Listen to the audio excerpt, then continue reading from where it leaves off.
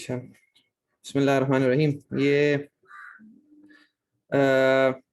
हम लोगों ने असल में जो चैप्टर 3 उस दिन एंड कर लिया था।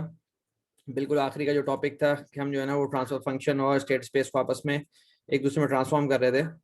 तो वो टॉपिक एंड हो चुका 3.6 जो है। तो this is the end of chapter 3 3.6। अच्छा, ये है कि चैप्टर 5 के अंदर जो रिडक्शन ऑफ मल्टीपल सब सिस्टम्स ये हमने पढ़ा था। इसके अंदर एक दो टॉपिक्स जो है ना वो हमने छोड़ दिए थे, वो चैप्टर 3 के बाद कवर होने थे। तो वो मैं भी क्विकली बता देता हूँ, वो हमने चैप्टर 3 में कवर कर लिए। लेकिन let me copy this whole thing, chapter 5। और ये मैं चैप्टर 5 के एंड में आके बल्कि यहाँ राइट पे पेस्ट कर देता हूँ कि ये आपके पास मिनट। हाँ, ये हमारे पास जो टॉपिक्स हैं चैप्टर 5 के, वो ये टॉपिक्स है। इसके अंदर जब चैप्टर 5 डिस्कस कर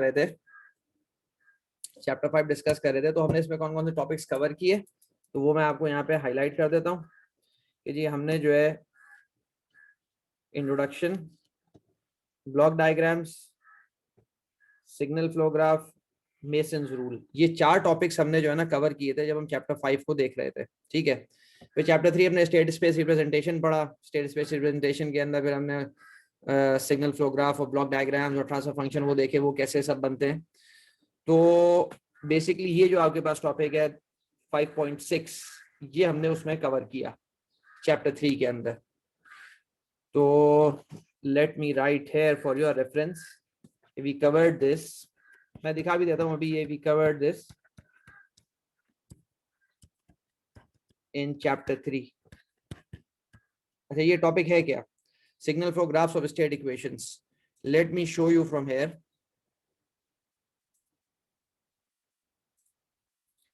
ये आपके पास टॉपिक है signal flow graph state equation. ये स्टेट इक्वेशंस गिवन है। अब आपको सबको पता है स्टेट इक्वेशंस क्या होती हैं। पूरा चैप्टर 3 हम देख चुके हैं, ये बनता कैसे है ये पूरा मैं प्रोसेस एक्सप्लेन कर चुका हूँ। और अल्टीमेटली आपके पास जो है this is the final signal flow graph of the state equations. तो ये वो टॉपिक है। Let me copy this figure over there ताकि आप लोगों को जब उसको देखें तो आपको अंदाजा हो। ये टॉपिक हम चैप्टर 3 के अंदर हम कवर कर चुके हैं। Let me paste this thing कि ये आपके पास सिग्नल फ्लो ग्राफ बन गया। और ये सिग्नल फ्लो, अच्छा there seems to be some problem. मैं दोबारा जो है ना ये let me share the screen.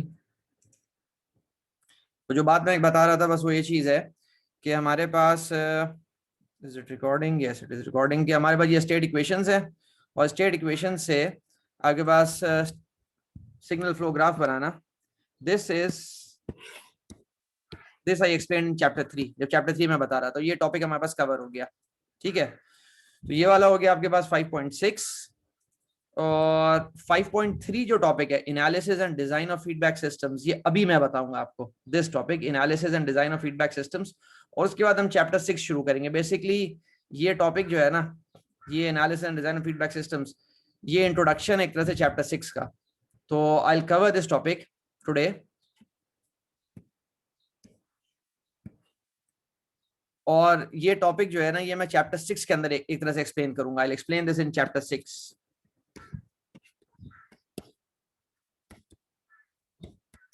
Chapter number 6 के अंदर। ठीक है, जो उसका इंट्रो है बेसिकली। तो ये बात ताकि ये चैप्टर, जब चैप्टर 5 आप मतलब ये इसको रिवाइज करो तो आपके जहन में हो कि 5.1 से लेके 5.6 तक ये सारा का सारा इंक्लूडेड है। मिड टर्म एग्जाम के अंदर जितना भी हमने अभी तक कवर किया ये सब इंक्लूडेड है। और एक और इम्पोर्टेंट बात, ये जो alternate representation in state space है, मतलब क्या कि मैंने आपको एक बात बताई चैप्टर 3 के अंदर। वो चैप्टर 3 के अंदर क्या बात बताई थी?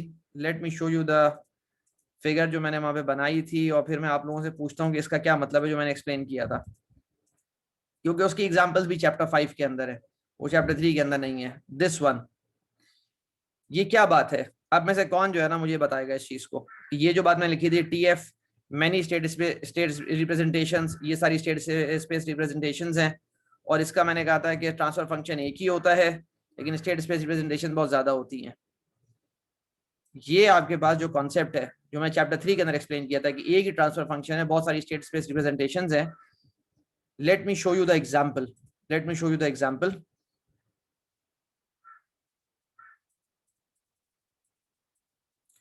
वो ये है topic 5.7 alternate representation in state space. तो इसका एक मतलब ये टॉपिक मैं कवर नहीं करवा रहा अभी, लेकिन एग्जाम्पल के तौर पे ताकि आपको आइडिया हो कि for the same transfer function you can have many different types of state space representations. ये आपके पास चैप्टर 5 के अंदर ये टेबल है, और late me copy this one, और इसको थोड़ा सा मैं एक्सप्लेन कर देता हूँ यहाँ पे।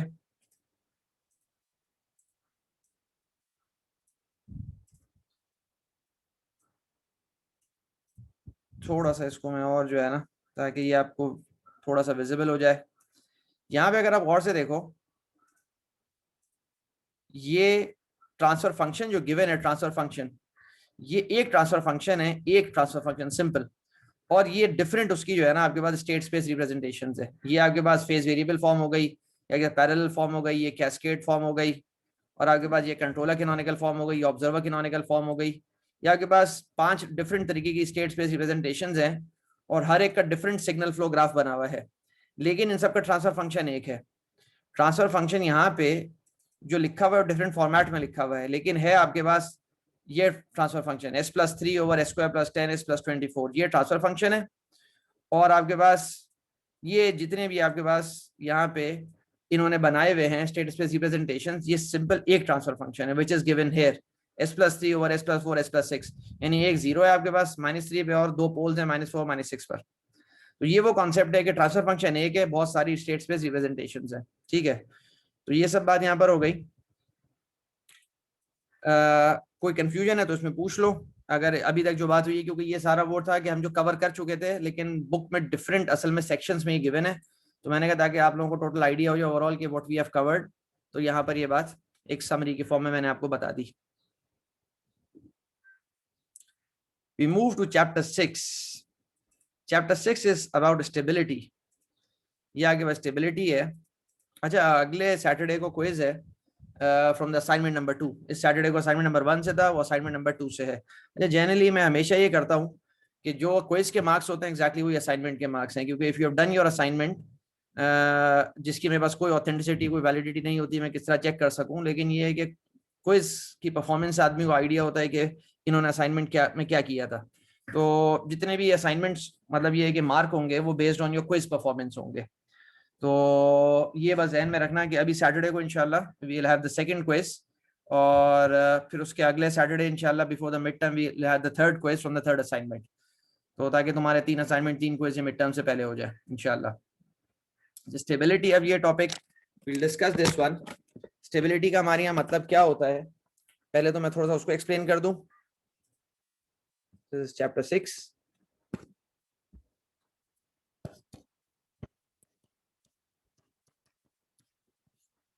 It is stability.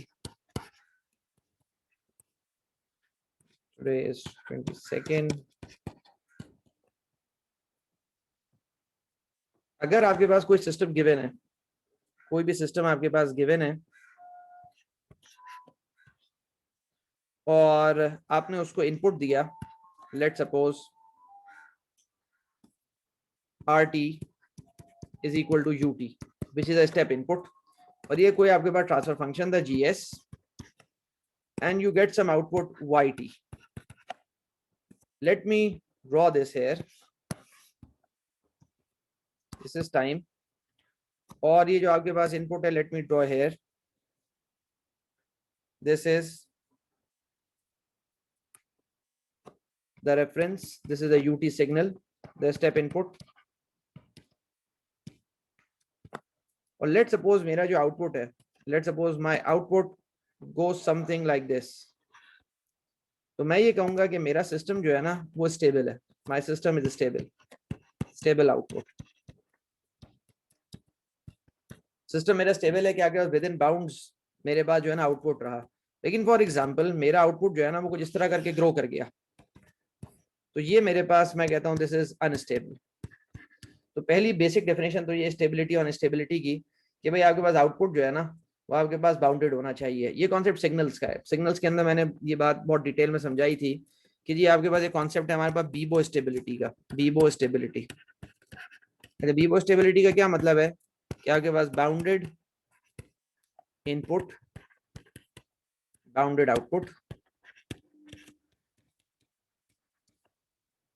Bounded input bounded output, इसका मतलब आपके पास ये है कि अगर मेरे पास कोई इनपुट सिस्टम को मैं अप्लाई करता हूँ, दिस इज टाइम, और मैं कहता हूँ जी ये मेरे पास अपर बाउंड है और ये मेरे पास लेट सपोज लोअर बाउंड है और ये मेरा इनपुट है, this is my input signal, this is my input signal.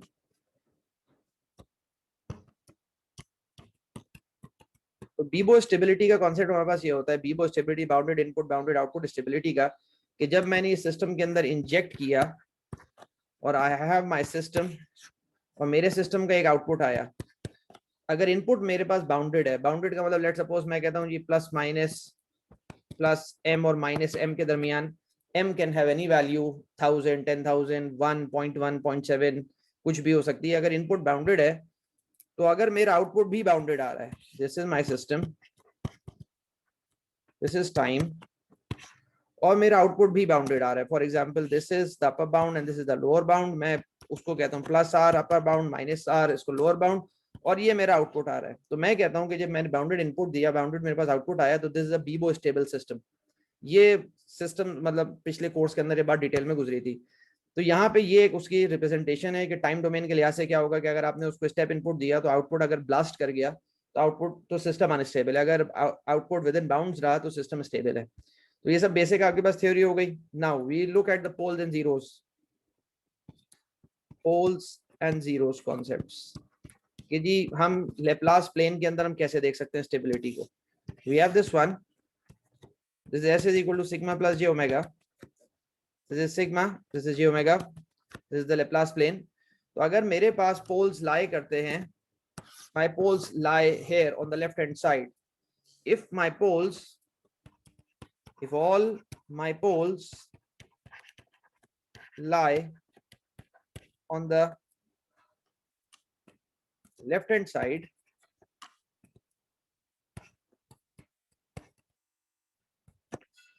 on the left hand side, then the system is stable। ये बिल्कुल क्लियर उसकी डेफिनेशन है कि अगर आपके पास सिस्टम है उसके अंदर उसके पोल्स लाई करते हैं, लेट सपोज इधर, इट्स अ स्टेबल सिस्टम। अगर उसके पोल लाई करते हैं लेट सपोज इधर, दैट्स अ स्टेबल सिस्टम। अगर उसके पोल लाई करते हैं लेट सपोज ये वाला सिस्टम ब्लू वाला, दिस इज अनस्टेबल सिस्टम, ठीक है, दिस इज अनस्टेबल। तो पोल जीरोस को कैसे देख के बता सकते हैं स्टेबल अनस्टेबल है? क्या आपके पास अगर सारे लेफ्ट हैंड साइड पे लाई करते हैं तो आपके पास वो स्टेबल सिस्टम है, और अगर कोई एक भी राइट पे चला गया तो वो अनस्टेबल हो जाएगा, ठीक है। अगर पोल्स जी ओमेगा पे चले जाते हैं तो वो मार्जिनली स्टेबल कहलाता है। अगर पोल्स आपके पास जी ओमेगा पर आ जाएं, अगर पोल्स आपके पास जी ओमेगा पर आ जाएं, then this is called marginally stable system। तो हमारे पास तीन तरह की बातें हो गई, हमारे पास स्टेबल हो गया, अनस्टेबल हो गया, मार्जिनली स्टेबल हो गया। स्टेबल का मतलब है कि आपके पास आउटपुट विद इन बाउंड्स रहती है, और मतलब ये है कि वो इनपुट की तरफ रीच करती है। रीच करने का मतलब क्या, let me draw diagram hair, कि जी मैं तीनों की एग्जांपल बना देता हूँ कि जी मैंने ये टाइम हो गया, ये मेरे पास सिस्टम आउटपुट है विच इज वाई टी, ये मेरे पास रेफरेंस हो गया आर टी। अगर मेरे पास output of the system is like this is unstable, ये लिखा हुआ है यहाँ पे, ये ब्लू वाले पोल्स जो हैं जो बने हुए हैं ये अनस्टेबल सिस्टम हो गया, ठीक है। ग्रीन वाले के एग्जांपल आपके पास समथिंग लाइक दिस, ये भी हो सकती है, कुछ भी हो सकती है, मतलब जो वन की तरफ रीच करे, वन का मतलब आपके पास आउटपुट की तरफ रीच करे। और तीसरा आपके पास जो सिस्टम है which is the yellow system, कि अगर पोल्स आपके पास जी ओमेगा पे लाई करते हैं then your system is marginally stable, मतलब आपके पास वो सस्टेन ऑसिलेशंस में चला जाता है, this is marginally stable.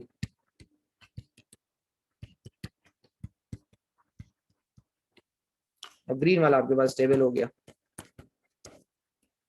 And the blue one is unstable. यहाँ तक तो सारे बेसिक कॉन्सेप्ट्स हैं कि हमें पता चल गया कि भाई स्टेबिलिटी और इंस्टेबिलिटी का मतलब क्या होता है, पोल जीरो से कैसे देख सकते हैं, और बीबो स्टेबल क्या होता है। नेक्स्ट थिंग, एक बहुत ही इंपॉर्टेंट कॉन्सेप्ट यहाँ पे, let me take the example from the book. हमारे पास उसने एक सिस्टम दिया, is this one.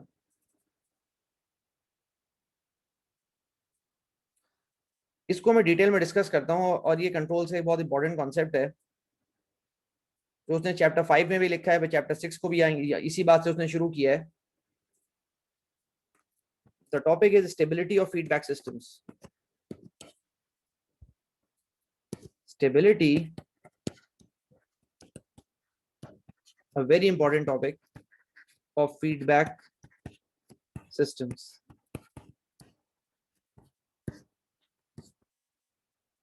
Stability of feedback systems का क्या मतलब? मेरे पास एक ओपन लूप सिस्टम है, मेरे पास ओपन लूप सिस्टम है,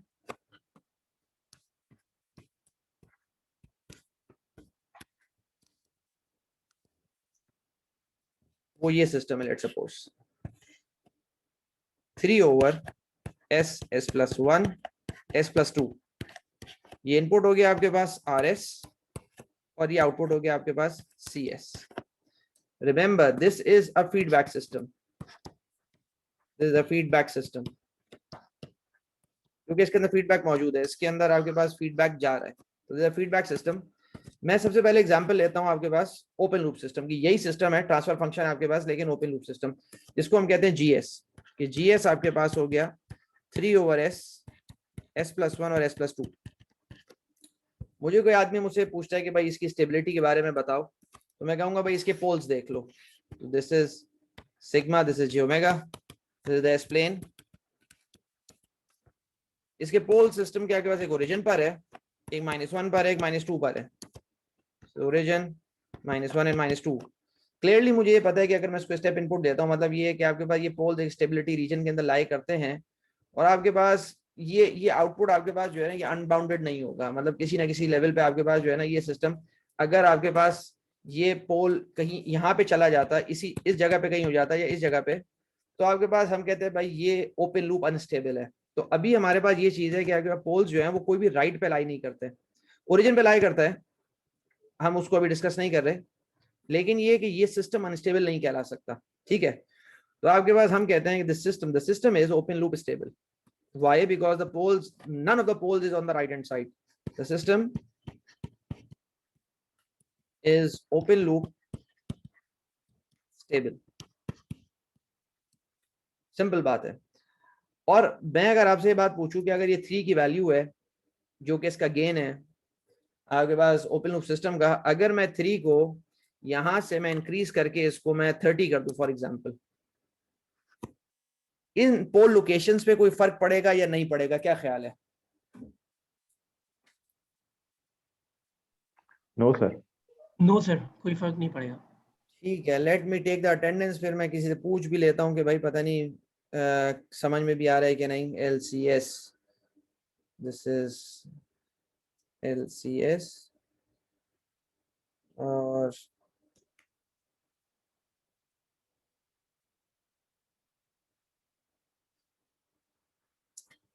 ये हो गया। The second thing is here,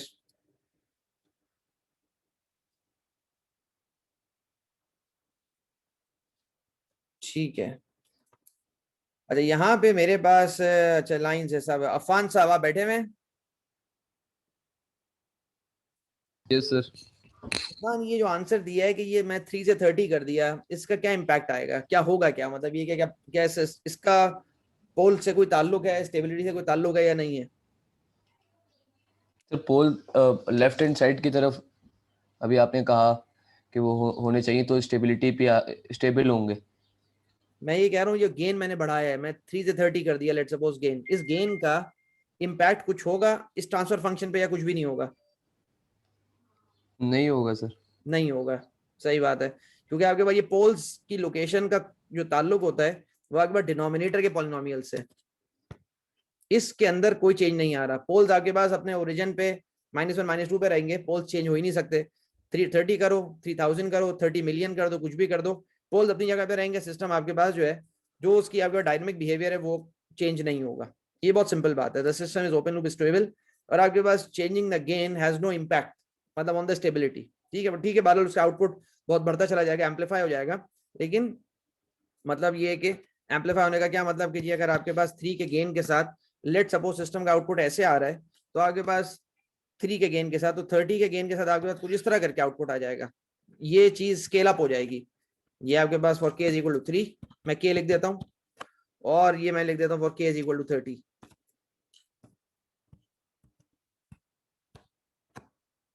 ये इसके अलावा और कोई फर्क नहीं पड़ना है इस पे। तो this is the very simple discussion for open loop systems कि गेन को चेंज करने से वहां पे कोई फर्क नहीं पड़ता, कोई पोल्स वोल्स पे कोई फर्क नहीं पड़ता। Now we look at the feedback systems. मैं इसी सिस्टम को फीडबैक में लेकर आ गया, वही मैंने इनपुट दे दिया, इनपुट इज स्टेप इनपुट, मैं सिंपल फीडबैक के अंदर लेकर आ गया। अब मैं इसको थोड़ा एनालाइज करता हूँ, मैं इसके पोल्स को कैसे डिटरमिन कर सकता हूँ। मुझे ये पता है, जो बिल्कुल शुरू के लेक्चर में मैंने चीज देखी थी, this is called TS, the feedback or closed loop transfer function, which is called TS। इसकी पूरी डेरिवेशन मैंने की थी GS ओवर 1 प्लस GS। ये आपके पास GS हो गया, जैसे GS, और TS आपके पास हो गया GS ओवर 1 प्लस GS। तो ये है TS, जो रेड में मैंने ब्लॉक बनाया, this red block is TS, which is called the feedback or closed loop transfer function। GS आपके पास क्या है? GS is the open loop transfer function। So TS is the closed loop transfer function and GS is the open loop transfer function। Open loop transfer function आपके पास ये उसका पूरा discussion है, ये पूरा उसका डिस्कशन है कि भाई मतलब ओपन लूप ट्रांसफर फंक्शन के अंदर पोल्स चेंज नहीं होते if you change the gain of the system. Now we analyze the close loop और फीडबैक कंट्रोल सिस्टम। अच्छा, मैं वैसे ही सिंपल जो है ना, इसको हटा के यहाँ पे सिंपल k लिख देता हूँ, 3 को हटा के k लिख देता हूँ, सिर्फ गेन है आपके पास। जैसे यहाँ पे मेरे पास, मैंने यहाँ पे इसको k लिख दिया, तो k की वैल्यू 3 हो गई, 30 हो गई, तो मैंने देखा कि k का कोई इंपैक्ट नहीं होता आपके पास सिस्टम की रिस्पॉन्स पर। मैंने वहां पे सिंपल k एक गेन लिख दिया, और गेन मेरे पास लेट सपोज कोई नॉब है जिसको मैं मूव करता हूं तो सिस्टम का गेन बढ़ता है या कम होता है, ठीक है। 3 को हटा के मैंने k लिख दिया। अब मैं इसका ट्रांसफर फंक्शन TS डिटरमिन करता हूँ। What is TS? तो TS मेरे पास हो गया, TS is equal to GS over 1 plus GS। तो GS की वैल्यू है k over S, S plus 1 S plus 2, 1 plus k over S plus 1 S plus 2। इसकी डेरिवेशन पहले गुजर चुकी है कि TS ऐसे क्यों है। वी टेक द LCM, तो ये k over S, S plus 1 S plus 2, S plus 1 S plus 2, यहाँ पे आ गया S plus 1 S plus 2 plus k। This gate cancelled with this one, तो मेरे पास जो वैल्यू बची, it is k over S plus 1 S plus 2 plus k। मेरे पास ये close loop transfer function है, विच आई राइट हेयर।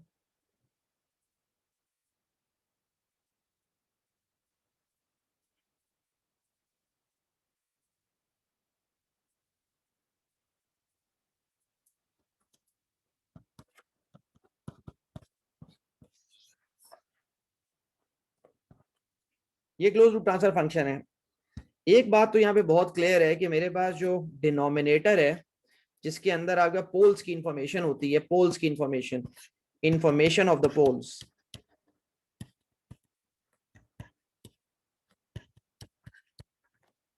इसको हम कैरेक्टरिस्टिक पॉलिनोमियल भी कहते हैं,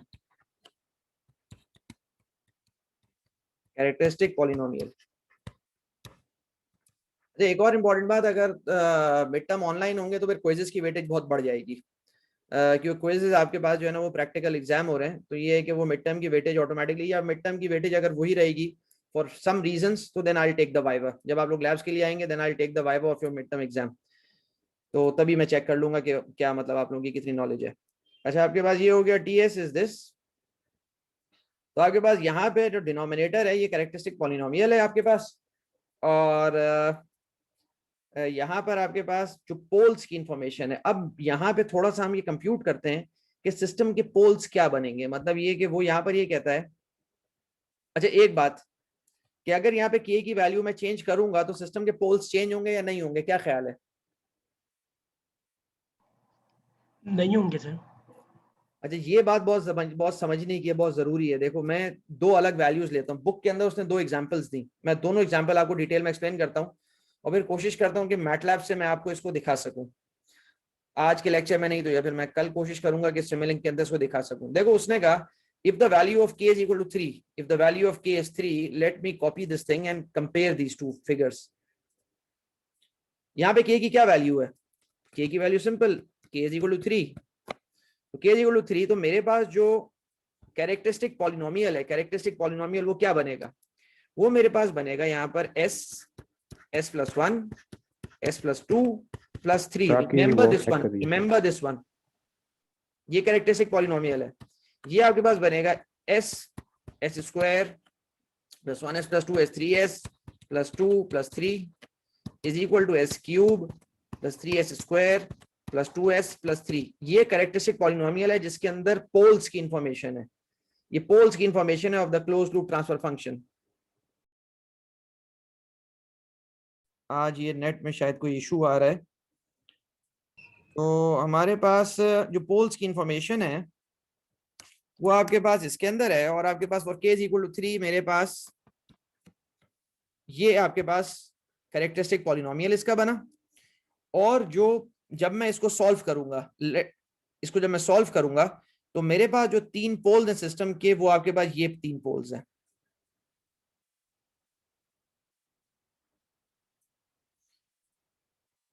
आप ये देखो, इसका ओपन लूप से कोई ताल्लुक नहीं है। ये मेरे पास जो 3 पोल्स आए, आगे पास पहला पोल, दूसरा पोल और तीसरा पोल। ये पोल कैसे आया मेरे पास? मैंने इसको सॉल्व किया, इस कैरेक्टरिस्टिक पॉलिनोमियल को सॉल्व किया, और मेरे पास जो सिस्टम का रिस्पॉन्स है, the system response is like this.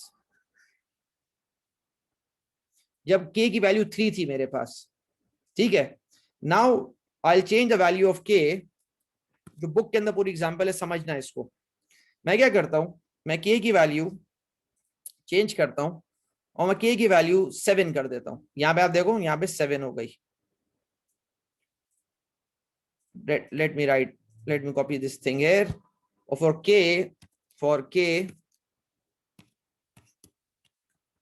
is equal to 7, same system है, इसमें कोई डिफरेंस नहीं है। यहाँ पे for k is equal to 3 मैं लिख देता हूँ, for k is equal to 3। और ये ध्यान में रखना, मैं क्लोज लूप ट्रांसफर फंक्शन को एनालाइज कर रहा हूँ, ओपन लूप की बात नहीं कर रहा। I am talking about the close loop transfer function. Close loop transfer function आपके पास ts होता है, remember it is not gs, वो ts होता है। और ts मेरे पास क्या मैंने डिराइव किया, वो मैंने ये डिराइव किया, दिस इज ts। जब मैंने वैल्यू 7 कर दी, अब क्या ख्याल है आपका कि मेरे पास जो कैरेक्टरिस्टिक पॉलिनोमियल है, जो येलो में मैंने हाईलाइट किया हुआ है, वो मेरे पास क्या बनेगा? That will be s plus 1 s plus 2 plus 7। ये डिनोमिनेटर है, ये डिनोमिनेटर है ट्रांसफर फंक्शन का। किसका? ts का। ts का डिनोमिनेटर है s plus 1 s plus 2 plus k। तो यहाँ पे k की वैल्यू 7 है, वो मैंने 7 यहाँ पे लिख दी, दिस इज द 7। तो ये वैल्यू मैंने यहाँ पे लिख दी। Now you solve this one. जब इसको आप सॉल्व करोगे तो आपके पास ये बनेगा something s cube plus 3s square plus 2s plus 7। No, this is wrong. नहीं, this is right, that's fine. तो आपके पास ये 7 बनेगा। जब वो कहता है कि जब इसके रूट्स निकालो, इसके पोल्स निकालो, तो आगे इसके पोल्स कैसे निकलते हैं? इसके पोल्स क्या हैं? इसके रूट्स या फिर पोल्स मेरे पास ये मैटलैब से निकाल सकते हैं, या इसको किसी मेथड से सॉल्व करके, 3rd डिग्री पॉलिनोमियल है, क्वाड्रेटिक तो लग नहीं सकती इस पे। तो जब मैंने यहाँ पे इसको सॉल्व किया तो मेरे पास जो आंसर आया वो ये आंसर आया है। द मोस्ट इंपॉर्टेंट पॉइंट, ये मेरे पास एक ही सिस्टम था, लेकिन मैं फीडबैक में लेके गया और उसका गेन मैंने चेंज कर दिया। जब मैंने गेन चेंज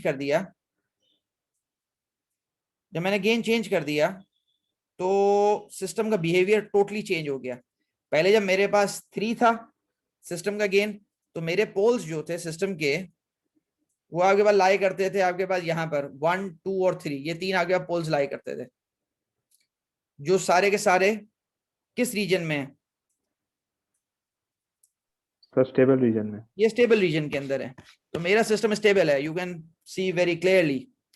लेकिन जब मैंने थोड़ा सा गेन बढ़ा दिया, थोड़ा सा गेन मैंने बढ़ा दिया, मैंने 7 कर दिया गेन, नॉब को मैंने चेंज किया, नाउ आई सी केयरफुली, तो मेरा तो दो पोल्स जो है ना वो तो डेंजरस रीजन में चले गए, वो दोनों राइट में चले गए, तो मेरा सिस्टम अनस्टेबल हो गया। अब मैंने जब उसको स्टेप इनपुट दिया तो my output is growing without bounds, my output is growing without bounds, unstable.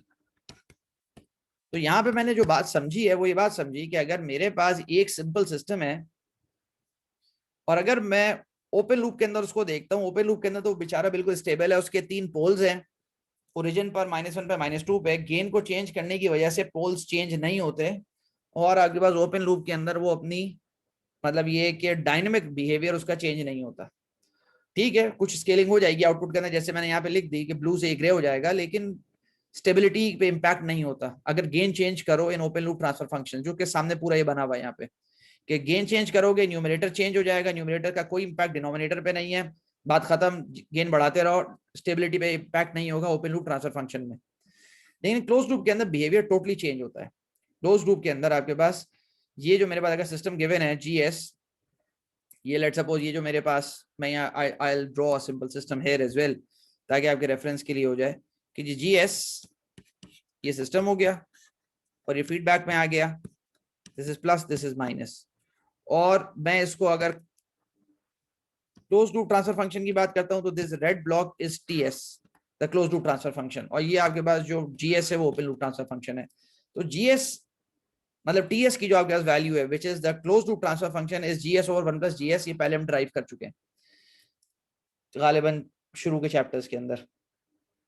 तो ये आपके पास ये जो TS is equal to GS over 1 + GS, मैं इसको समझता हूं, मैंने GS की वैल्यू यहाँ पे डाली, GS की वैल्यू मेरे पास है K over S S+1 S+2, और फिर यहाँ पे 1 + GS यहाँ पे डाला, I solve the whole thing, I get this equation, I get this simple equation. इसके अंदर मैंने गौर से देखा कि डिनोमिनेटर के अंदर मेरे पास K आ रहा है, जब डिनोमिनेटर में K आ रहा है और पोल्स की इंफॉर्मेशन सारी डिनोमिनेटर में होती है, तो इसका मतलब है कि K को चेंज करूंगा तो सिस्टम का डायनेमिक बिहेवियर चेंज होगा। उसका प्रूफ क्या है? उसका प्रूफ ये है कि सबसे पहले मैंने K की वैल्यू 3 रखी और K इक्वल टू 3, तो मैंने देखा कि आपके पास यहाँ पे डिनोमिनेटर के अंदर आपके पास ये हो जाएगा S S+1 S+2 + 3, इसको पूरा सॉल्व किया और यहाँ से इसके जब इसको सॉल्व करके पोल्स की मैंने लोकेशन देखी है, तो पोल्स की लोकेशन मेरे पास ये 3 लोकेशंस बनी। अगर आप मैटलैब पे जाओ और मैटलैब के अंदर you can solve this one, ये मैटलैब से भी अभी मैं आपको दिखा देता हूँ कि आपके पास ये होगा क्या। मैटलैब के अंदर भाई इसके पोल्स आपके पास आएंगे -2.672 ±J 1.047 -0.164, तो आगे बाद ये पोल्स आएंगे इसके, और जब उसको आप स्टेप इनपुट दोगे, सिस्टम को स्टेप इनपुट दोगे, तो आगे पास क्योंकि स्टेबल रीजन के अंदर है तो आगे पास ये रिस्पॉन्स आएगा। लेकिन अगर जरा सा गेन बढ़ा दो, K इक्वल टू 3 से आपके पास आपने क्या किया, K इक्वल टू 7 कर दिया। अच्छा एक मिनट, मैटलैब पे मैं करके दिखाता हूँ, शायद इसको खुलने में थोड़ा टाइम लगेगा, मैं इसको यहाँ पे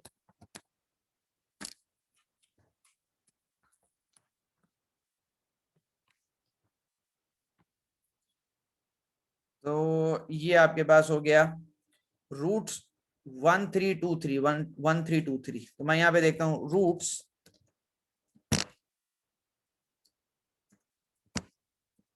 1323, तो आगे भाई ये पोल्स की इंफॉर्मेशन आ गई -2.617, और ये वाली सारी इंफॉर्मेशन जो आपके पास है कॉपी आई पेस्ट है, तो मेरे पास ये इंफॉर्मेशन है मेरे पास पोल्स की। अच्छा इसी तरह ये सारे स्टेबल रीजन के अंदर है, मैंने थोड़ा सा गेन बढ़ाया, 7 कर दिया, सिस्टम चेंज नहीं किया, कोई भी चीज चेंज नहीं की, सिर्फ गेन मैंने बढ़ाया है, 7 कर दिया, और 7 जब मैंने गेन किया तो मेरे पास बन गया SQ + 3S² 1327, I move there 1327। अब मैं देखता हूं कि मेरे पास दो poles they move towards the right, और then I have a genuine problem.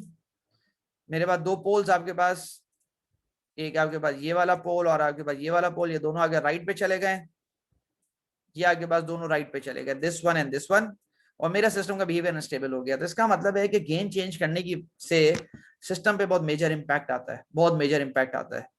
तो आज का जो टॉपिक था पूरा का पूरा वो यही था कि ये हमें बात क्लियर हो क्या क्या ओपन लूप और क्लोज लूप में फर्क क्या होता है, और फिर ये है कि क्लोज लूप के अंदर गेन को चेंज करने की वजह से सिस्टम का बिहेवियर बहुत चेंज हो जाता है, लेकिन ओपन लूप के अंदर बिहेवियर इतना चेंज नहीं होता। ठीक है, कोई बात इस लेक्चर के अंदर पूछनी हो तो आप पूछ लो।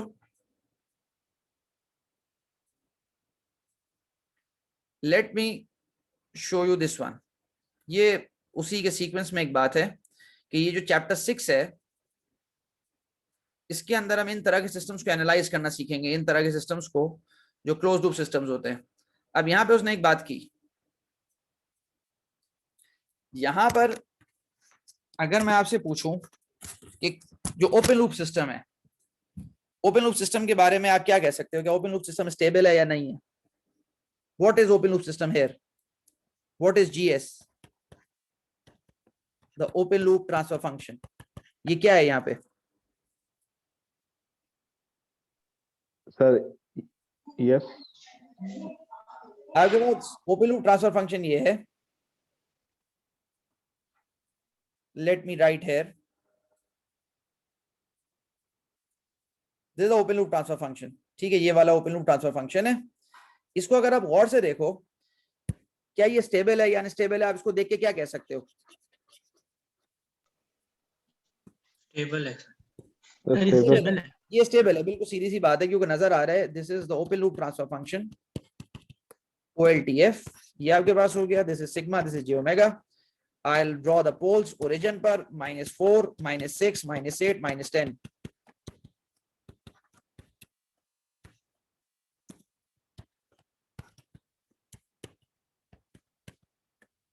मैं इसको क्लियर लिख सकता हूं, this is open loop stable,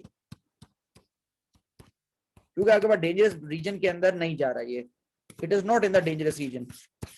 ठीक है, क्लियर बात हो गई बिल्कुल। अच्छा, मुझसे कोई पूछे कि भाई क्लोज लूप के बारे में क्या कह सकते हो, तो मैं बोलूंगा भाई सबसे पहले तो मुझे क्लोज लूप ट्रांसफर फंक्शन बताओ। तो क्लोज लूप ट्रांसफर फंक्शन क्या होगा?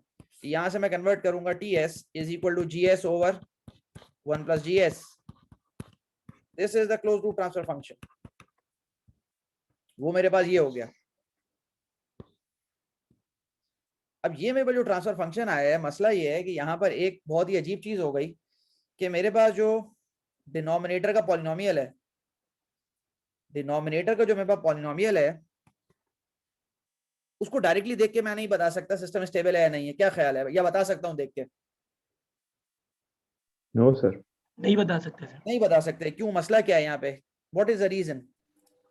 सर उसकी पावर 5 है। 5th डिग्री पॉलिनोमियल है, मैं 5th डिग्री पॉलिनोमियल को सॉल्व नहीं कर सकता, या फिर तो मुझे मैटलैब को देखना पड़ेगा, कुछ देखना पड़ेगा, मैं नहीं देख सकता, मुझे नहीं पता। तो मसला ये है कि यहाँ पर इन जैसे सिस्टम्स को एनालाइज करने के लिए हमारे पास एक मेथड है जिसको हम कहते हैं रूथ हर्विट्ज मेथड और स्टेबिलिटी एनालिसिस। ये इंशाल्लाह हम कल इस टॉपिक को शुरू करेंगे, Routh Hurwitz method for stability analysis. ये जब मेरे पास क्लोज लूप सिस्टम्स हैं और फिर आपके पास पॉलिनोमियल ऐसा बन गया कि मुझे नहीं डायरेक्टली अंदाजा हो सकता है कि पोल्स की लोकेशन क्या है, then I move to this method. फिर ये मेथड के और बहुत सारी यूजेस हैं, वो भी इंशाल्लाह हम आगे देखेंगे। ठीक है, कोई अगर आज के लेक्चर में कोई बात पूछनी हो तो आप पूछ लो। ठीक है, there is someone asking something on the chat. Waiz Ghaffar, अच्छा सर अगर पोल ओरिजिन पर हो तो उसे हम मार्जिनल स्टेबल में लेंगे या नहीं? देखो, अगर दो पोल्स ओरिजिन पर हो जाएं जो कॉम्प्लेक्स कॉन्जुगेट होते हैं, फिर हम उसको मार्जिनली स्टेबल कहते हैं। मिसाल के तौर पे अगर मेरे पास इस तरह का सिस्टम है, ये दो पोल्स जो कॉम्प्लेक्स कॉन्जुगेट हैं,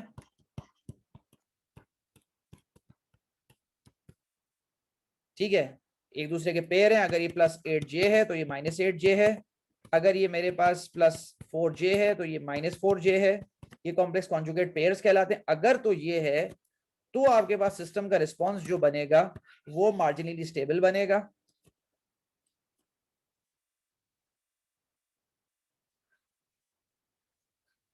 और ये ऑसिलेशन होगी रिस्पांस में, सस्टेन्ड ऑसिलेशन, इसको मार्जिनली स्टेबल कहते हैं।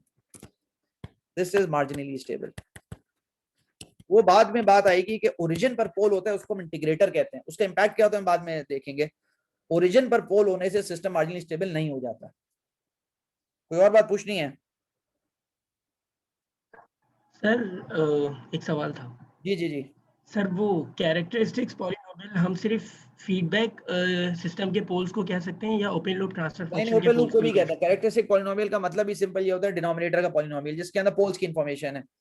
जो ओपन लूप ट्रांसफर फंक्शन का कैरेक्टरिस्टिक पॉलिनोमियल है उसके अंदर सिंपल उसके अंदर ही पोल्स की इन्फॉर्मेशन होती है, क्लोज लूप में भी, लेकिन दोनों में जमीन आसमान का डिफरेंस होता है। ठीक है सर, थैंक यू। ठीक है, थैंक यू। कोई और बात हो तो आप पूछ लेना। Thanks a lot. अस्सलाम वालेकुम।